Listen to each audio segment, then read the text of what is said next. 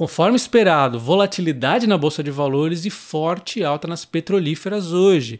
Então, essa era a narrativa exatamente esperada para hoje, segunda-feira. Ontem eu fiz um vídeo comentando o que esperar na semana.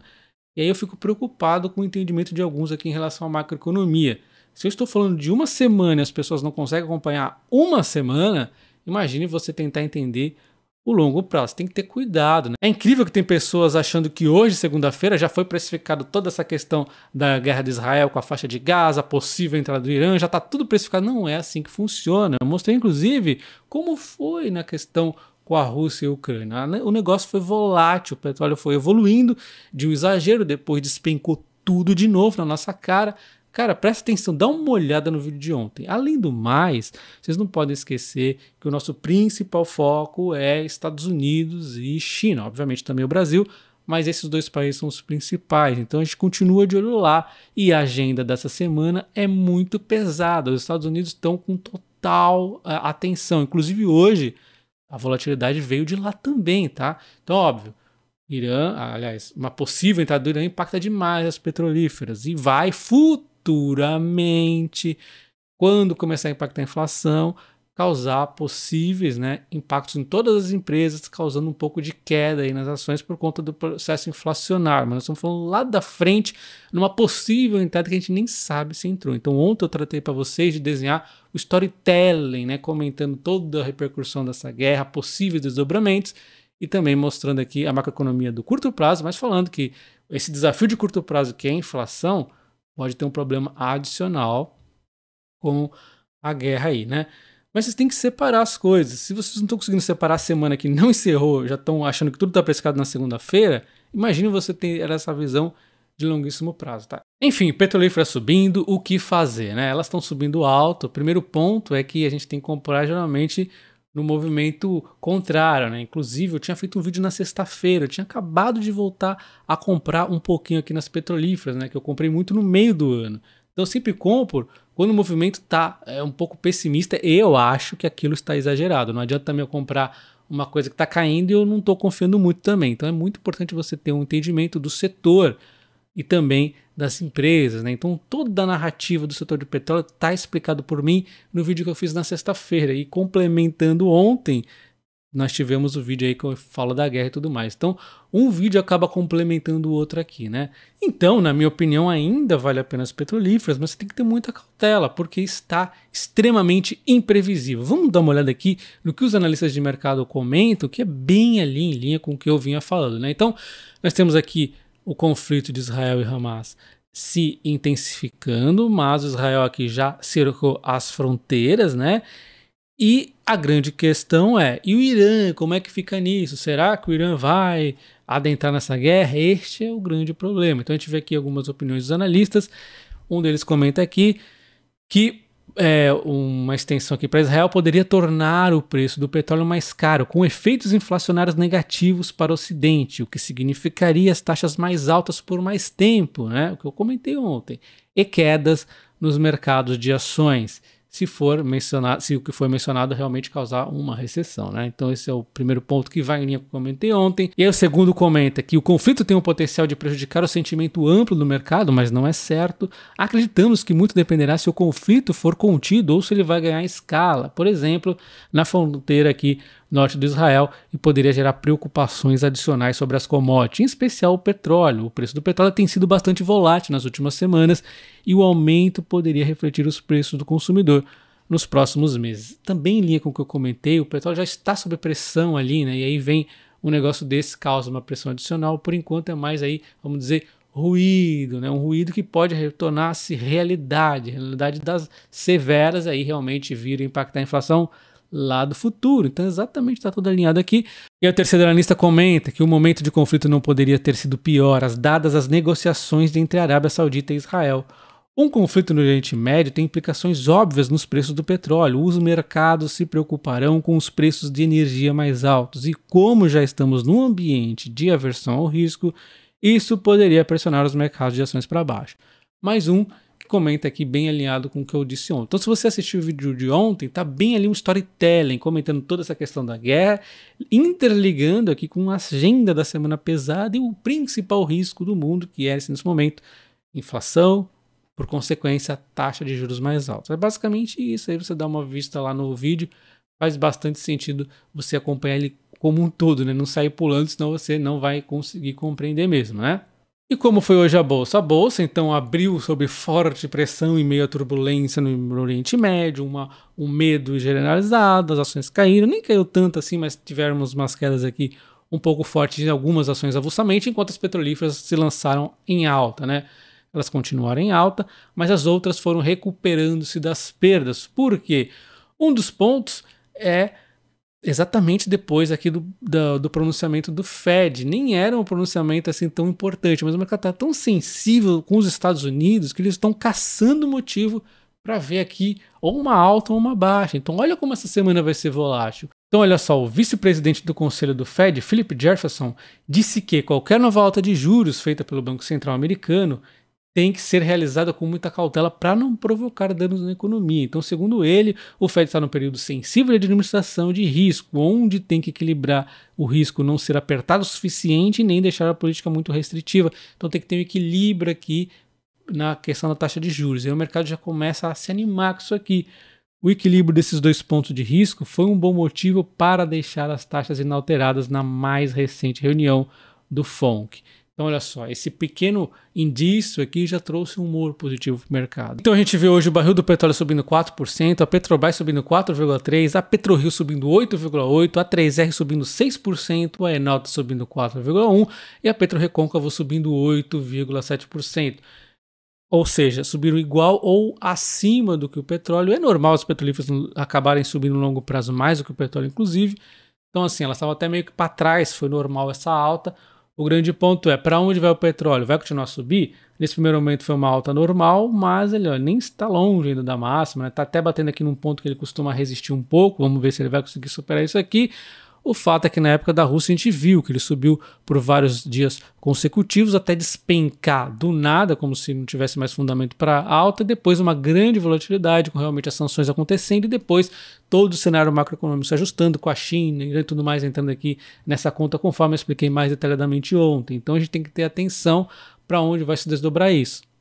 Em termos de commodities, é bem claro que a mais impacto aqui é realmente no petróleo. O gás também pode acabar tendo um impacto aí acontecendo, e nós temos hoje também acabando subindo o açúcar, que é normal também subir ouro e prata por conta de ser uma proteção, mas também tem a questão dos juros americanos que pode pressionar um pouco para baixo. Enfim, o grande atenção acaba realmente sendo as petrolíferas quando envolve aqui um possível, né, lembre-se da palavra possível, impactos aqui maiores com o Irã. Então o grande ponto que eu quero dizer nesse vídeo é que tudo bem, eu acho que as petrolíferas ainda estão uma boa compra, porque elas estavam muito baratas, essa alta não é o suficiente para tirar o brilho delas, inclusive a pressão do petróleo tende a ajudar mais ainda, né?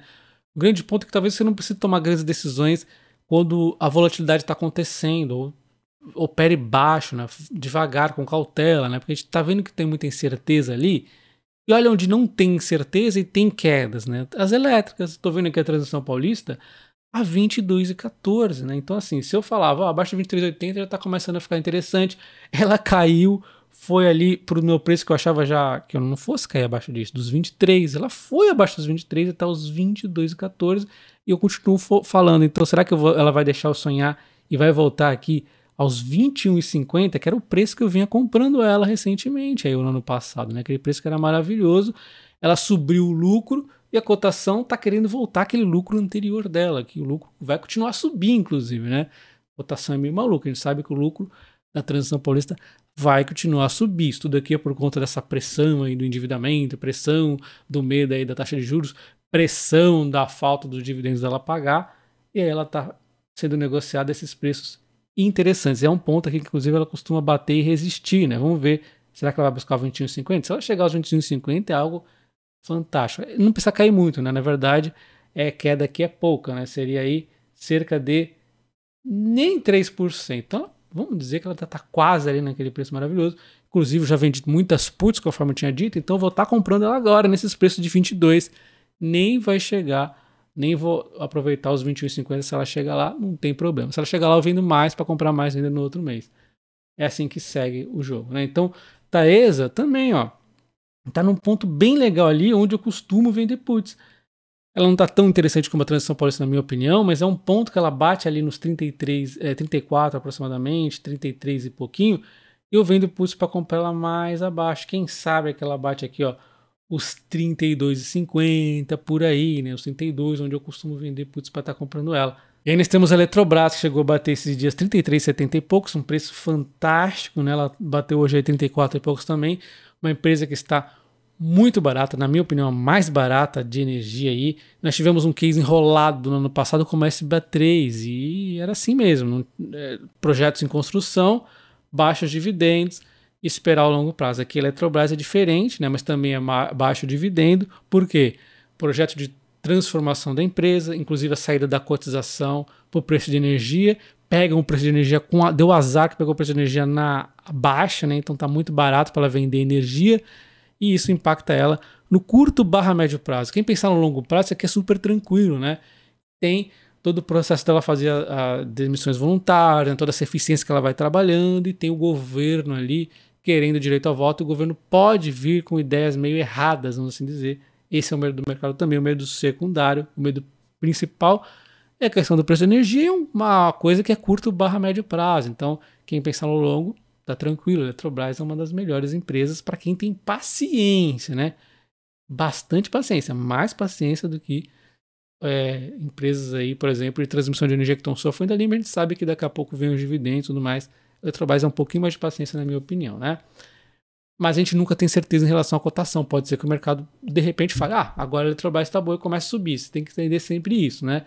Se está sob nosso controle, conseguir avaliar para onde vão os números das empresas. Agora, para onde vai a cotação, a gente só sabe de uma coisa. No longo prazo, a cotação segue lucro. No curto, ele segue o que ele quiser. Copel, também privatizada, também no turnaround. Eu fiz um vídeo de empresa de energia, também está bem explicado lá. Olha só, tá num zigue-zague, tá aqui batendo uma baixa. Ela tem um potencial muito grande também de alta. A SB3 tá meio que voltando aqui boa parte da alta que ela fez. Tá batendo aqui num fundo que talvez ela resista, né? Ela chegou a cair, vamos pegar esse topo máximo aqui. Ela chegou a cair quase 19%. Vamos arredondar aqui, então 18,5%. Caiu bastante, né? E aí, será que é interessante? É um case também um pouquinho de paciência. Daqui a pouco vem os dividendos. A Lupar tá num zigue-zague bem padrão, tá tranquilinho. Ela vem batendo aqui insistentemente nos R$28. Será que é interessante?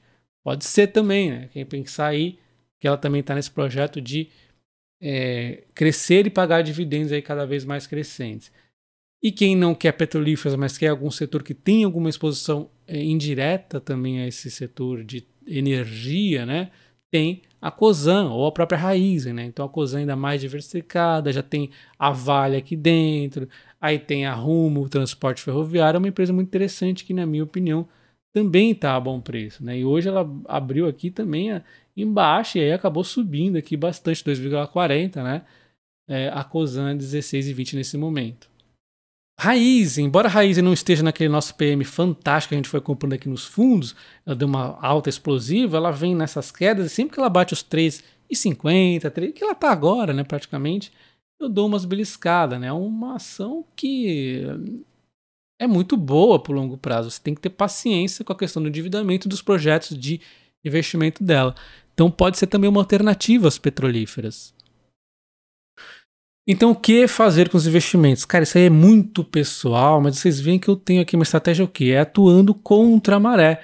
Então, estava comprando petrolíferas em junho, quando ninguém queria. Estava começando a querer comprar ela nessa sexta-feira, quando estava começando a chutar ela de novo. Aí, o mercado agora deu essa alta, já estou olhando aqui um pouquinho mais de longe, mas não estou olhando que elas estão baratas ainda. Mas eu estou observando mais quem nesse momento?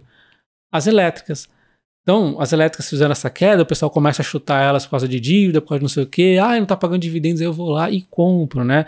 Eu sei que as elétricas não oferecem gigantes descontos, porque eu sei que elas são muito resistentes. E aí, de vez em quando, eu vou nas que estão apoiando um pouco mais ali, me aproveitando diretamente do ruído. O que mais tem ruído agora, eu comentei que é a Eletrobras, mas também estou de Transição Paulista, que é aquele estabilidade para minha carteira, tá? Quando ela voltar a pagar os dividendos, vai ser uma maravilha, né? E tem a Vale, a Cosan, que tá sempre no meu radar.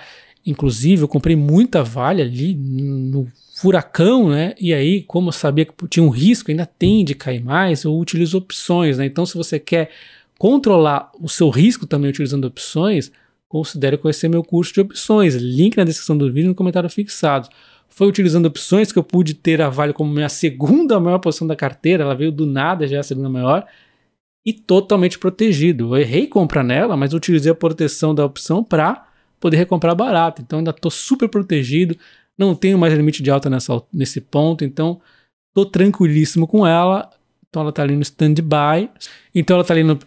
Só porque eu já comprei bastante, comprei a ótimos preços e estou olhando aqui as elétricas, porque eu não sei até quando vai esse desconto. Mas sem tirar o olho da Vale e sem tirar o olho das petrolíferas. Então a gente vai assim, tentando ver tudo e sem tomar grandes decisões, né? Não é vou vender tudo agora dessa ação porque ela não anda. Não, calma, que no longo prazo dá tudo certo. Um abraço, até o próximo vídeo. Valeu!